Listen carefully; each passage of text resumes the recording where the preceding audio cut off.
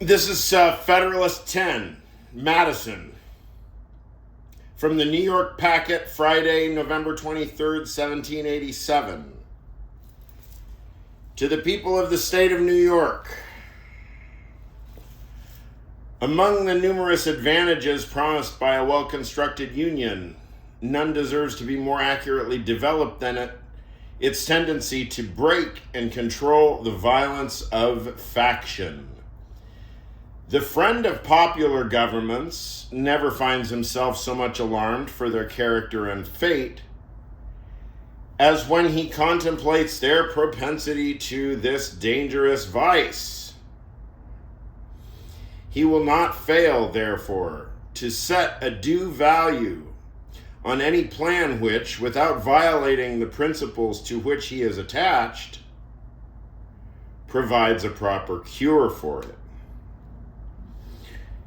The instability, injustice, and confusion introduced into the public councils have, in truth, been the mortal diseases under which popular governments have everywhere perished. As they continue to be the favorite and fruitful topics from which the adversaries to liberty derive their most specious declamations, the valuable improvements made by the American constitutions on the popular models, both ancient and modern, cannot certainly be too much admired. But it would be an unwarrantable partiality to contend that they have as effectually obviated the danger on this side as was wished and expected. Complaints are everywhere heard from our most considerate and virtuous citizens, equally the friends of public and private faith and of public and personal liberty, that our governments are too unstable, that the public good is disregarded in the conflicts of rival parties, and that measures are too often decided not according to the rules of justice and the rights of the minor party, but by the superior force of an interested and overbearing majority. However anxiously we may wish that these complaints had no foundation, the evidence of known facts will not permit us to deny that they are in some degree true. It will be found, indeed, on a candid review of our situation, that some of the distresses under which we labor have been erroneously charged on the operation of our governments.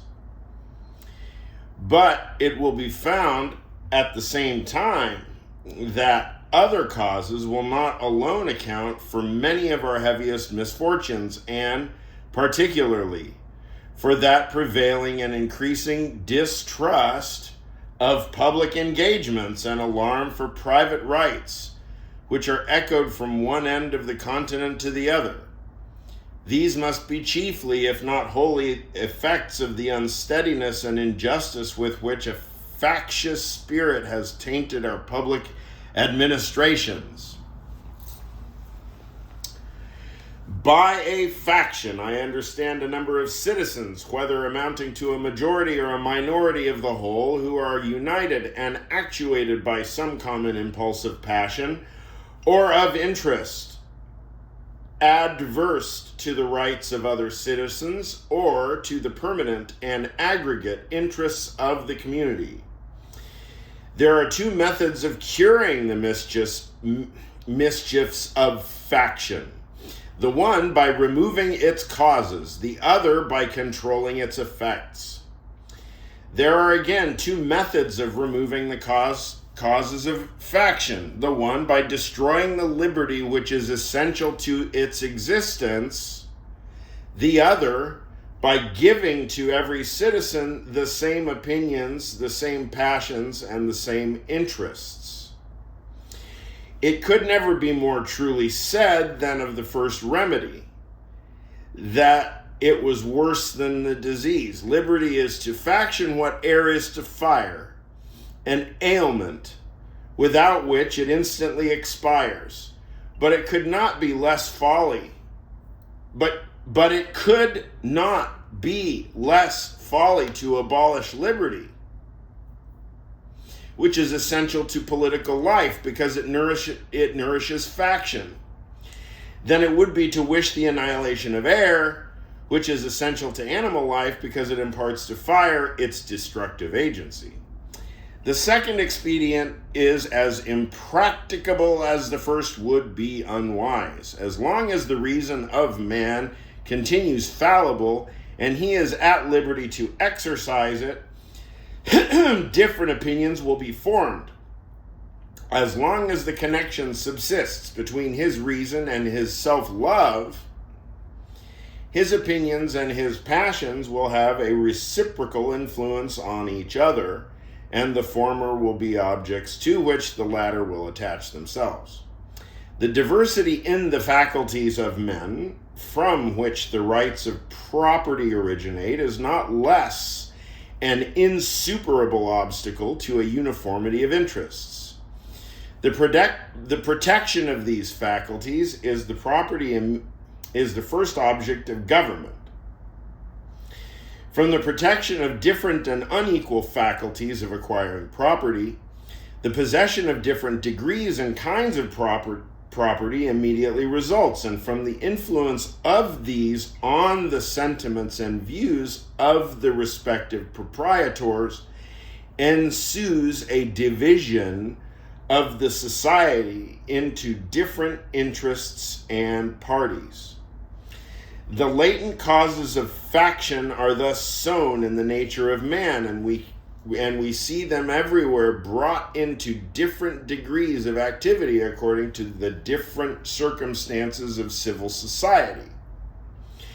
A zeal for different opinions concerning religion, concerning government, and many other points, as well of speculation as of practice, and attachment to different leaders ambitiously contending for preeminence and power, or to persons of other descriptions whose fortunes have been interesting to the human passions, have, in turn, divided mankind into parties, inflamed them with mutual animosity, and rendered them much more disposed to vex and oppress each other than to cooperate for their common good.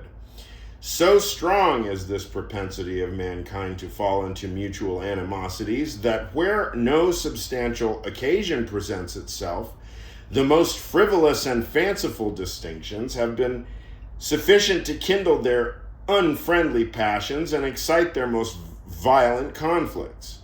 But the most common and durable source of factions has been the various and unequal distribution of property. Those who hold and those who are without property have ever formed distinct interests in society. Those who are creditors and those who are debtors fall under a like discrimination, a landed interest, a manufacturing interest, a mercantile interest, a moneyed interest, with many lesser interests, grow up of necessity in civilized nations and divide them into different classes actuated by different sentiments and views. The regulation of these various and interfering interests forms the principal task of modern legislation and involves the spirit of party and faction in the necessary and ordinary operations of the government. No man is allowed to be a judge in his own cause because his interests would certainly bias his judgment and, not improbably, corrupt his integrity. With equal, nay, with greater reason, a body of men are unfit to be both judges and parties at the same time. Yet what are many of the most important acts of legislation but so many judicial determinations, not indeed concerning the rights of single persons, but concerning the rights of large bodies of citizens? And what are the different classes of legislators but advocates and parties to the causes which they determine? Is a law proposed concerning private debts? It is a question to which the creditors are parties on one side and the debtors on the other. Justice ought to hold the balance between them, yet the parties are and must be themselves the judges, and the most numerous party, or in other words, the most powerful faction, must be expected to prevail. Shall domestic manufactures be encouraged, and in what degree, by restrictions on foreign manufacturers, are questions which would be differently decided by the landed and the manufacturing classes, and probably by neither, with a sole regard to justice and the public good. The apportionment of taxes on the various descriptions of property is an act which seems to require the most exact impartiality. Yet there is perhaps no legislative act in which greater opportunity and temptation are given to a predominant party to trample on the rules of justice. Every shilling with which they overburden the inferior number is a shilling saved to their own pockets. It is in vain to say that enlightened statesmen will be able to adjust these clashing interests and render them all subservient to the public good. Enlightened statesmen will not always be at the helm, nor in many cases can such an adjustment be made at all without taking into view indirect and remote considerations which will rarely prevail over the immediate interest which one party may find in disregarding the rights of another or the good of the whole. The inference to which we are brought is that the causes of faction cannot be removed, and that relief is only to be sought in the means of controlling its effects. If a faction consists of less than a majority, relief is supplied by the Republican principle, which enables the majority to defeat its sinister views by regular vote. It may clog the administration, it may convulse the society, but it will be unable to execute and mask its violence under the forms of the Constitution.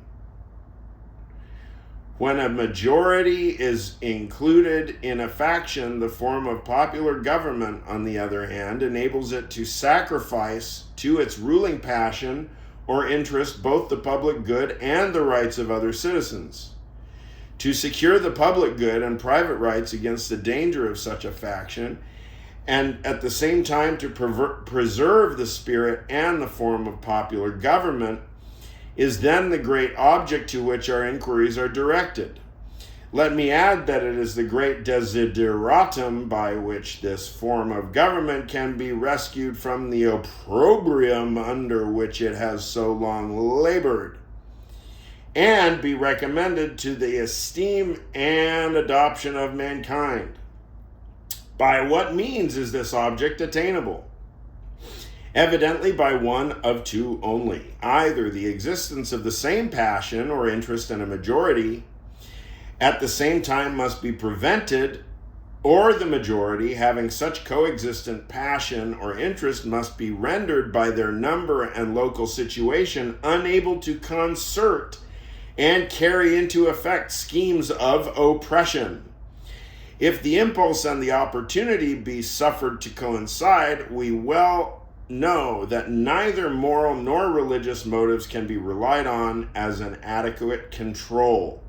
They are not found to be such on the injustice and violence of individuals, and lose their efficacy in proportion to the number combined together, that is, in proportion as their efficacy becomes needful. From this view of the subject, it may be concluded that a pure democracy, by which I mean a society consisting of a small number of citizens who assemble and administer the government in person, can admit of no cure for the mischiefs of faction. A common passion or interest will, in almost every case, be felt by a majority of the whole. A communication and concert result from the form of government itself, and there is nothing to check the inducements to sacrifice the weaker party or an obnoxious individual. Hence it is that such democracies have ever been spectacles of turbulence and contention have ever been found incompatible with personal security or the rights of property, and have in general been as short in their lives as they have been violent in their deaths. Theoretic politicians who have patronized this species of government have erroneously supposed that by reducing mankind to a perfect equality in their political rights, they would at the same time be perfectly equalized and assimilated in their possessions, their opinions, and their passions. A republic, by which I mean a government in which the scheme of representation takes place, opens a different prospect and promises the cure for which we are seeking. Let us examine the points in which it varies from pure democracy, and we shall comprehend both the nature of the cure and the efficacy which it must derive from the union.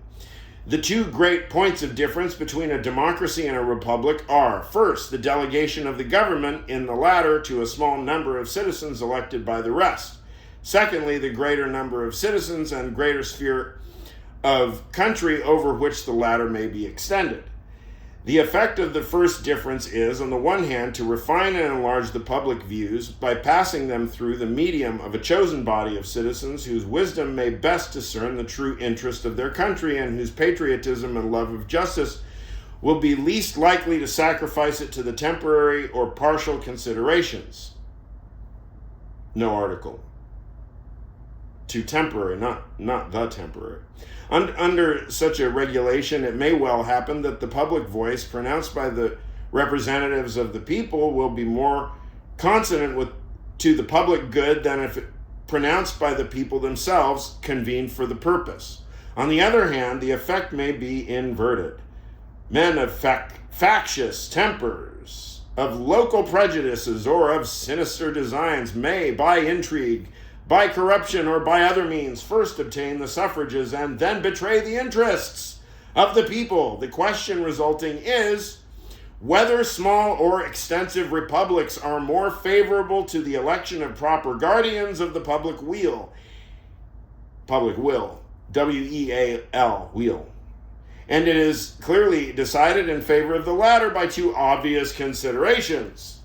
In the first place, it is to be remarked that however small the republic may be, the representatives must be raised to a certain number in order to guard against the cabals of a few, and that however large it may be, they must be limited to a certain number in order to guard against the confusion of a multitude. Hence, the number of representatives in the two cases not being in proportion to that of the two constituents and being proportionally greater in the small republic. It follows that if the proportion of fit characters be not less in the large than in the small republic, the former will present a greater option and consequently a greater probability of a fit choice.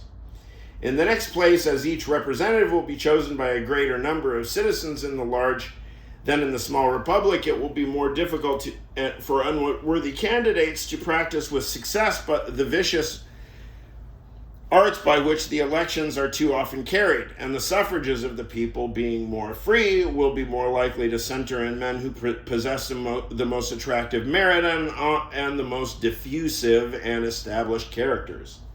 It must be confessed that in this, as in most other cases, there is a mean on both sides of which inconveniences will be found to lie. By enlarging too much the number of electors, you render the representatives too little acquainted with all their local circumstances and lesser interests. As by reducing it too much, you render him unduly attached to these and too little fit to comprehend and pursue great and national objects. The federal constitution forms a happy combination in this respect, the great and aggregate interests being referred to the national, the local, and particular to the state legislatures. The other point of difference is the greater number of citizens and extent of territory which may be brought within the compass of republican than of democratic government, and it is this circumstance principally which renders factious combinations less to be dreaded in the former than in the latter. The smaller the society, the fewer probably will be in the distinct parties and interests composing it. The fewer the distinct parties and interests, the more frequently will a majority be found of the same party. And the smaller the number of individuals composing a majority and the smaller the compass within which they are placed, the more easily they will concert and execute their plans of oppression. Extend the sphere and you take in a greater variety of parties and interests. You make it less probable that a majority of the whole will have a common motive to invade the rights of other citizens, or if such a common motive exists, it will be more difficult for all who feel it to discover their own strength and to act in unison with each other. Besides other impediments, it may be remarked that where there is a consciousness of unjust or dishonorable purposes, communication is always checked by distrust in proportion to the number whose concurrence is necessary. I'll read it again. That's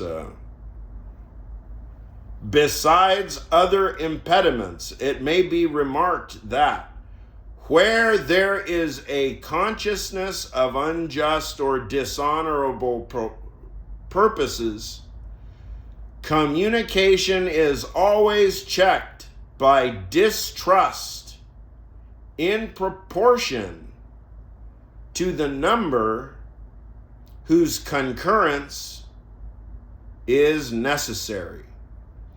Hence, it clearly appears that the same advantage which a republic has over a democracy in controlling the effects of faction is enjoyed by a large over a small republic, is enjoyed by the union over the states composing it. Does the advantage consist in the substitution of representatives whose enlightened views and virtuous sentiments render them superior to local prejudices and schemes of injustice? It will not be denied that the representation of the union will be most likely to possess these requisite endowments.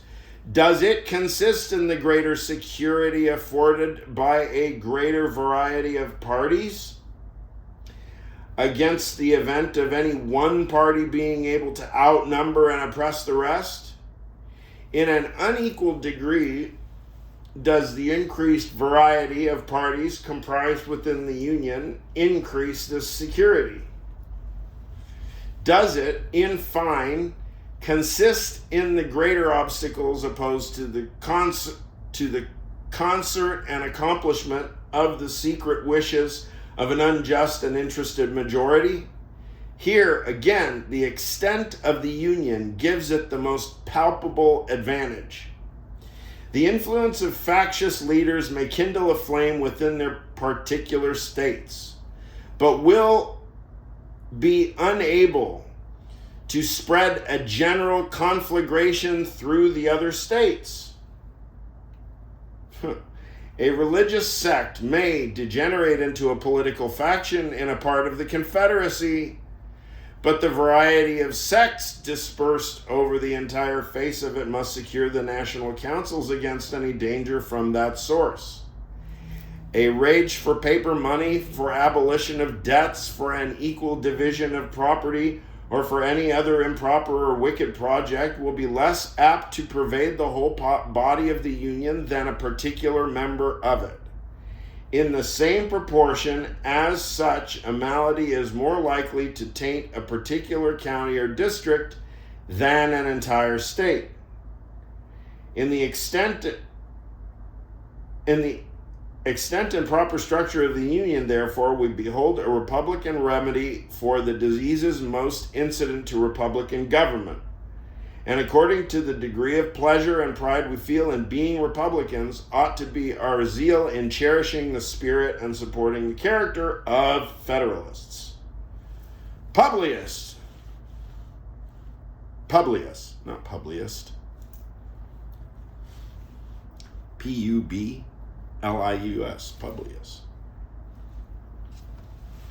Publius. Okay, so that's Federalist 10.